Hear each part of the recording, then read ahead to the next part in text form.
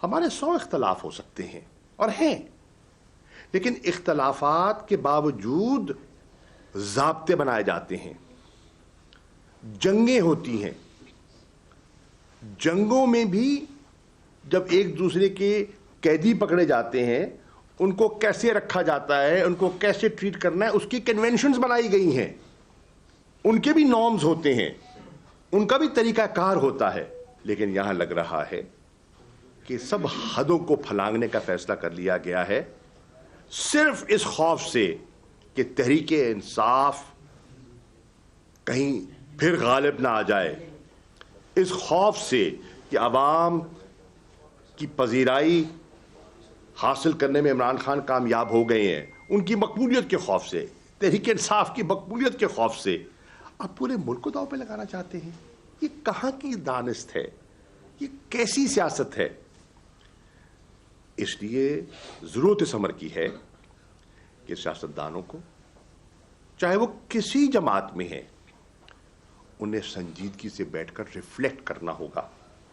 پاکستان کے چیلنجز کو سامنے رکھتے ہوئے انہیں ریفلیکٹ کرنا ہوگا ہم کیا کر رہے ہیں. کیا ہم ماضی کی غلطیاں دہرا رہے ہیں یا نیا راستہ تلاش کرنے کے لیے جستجو کر رہے ہیں؟ ہم نے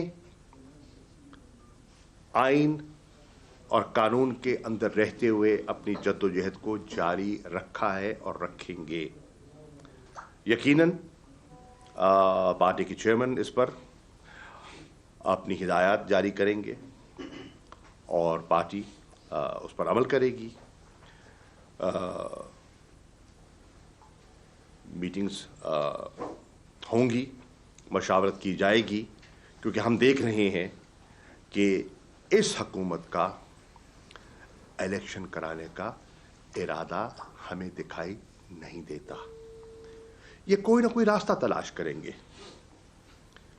یہ اس انٹرم سیٹ اپ کو طول دینے کا، اور آپ نے دیکھا کہ کل ایک اشارہ آ بھی گیا کہ جی ابھی تو مردم شماری ہونی ہے، 1 فروری سے اس کا آغاز ہوگا، 31 مارچ تک مکمل ہوگی، اس کے بعد پھر ڈیلیمیٹیشن کا سلسلہ آ جائے گا. آئین میں ایسی کوئی گنجائش نہیں ہے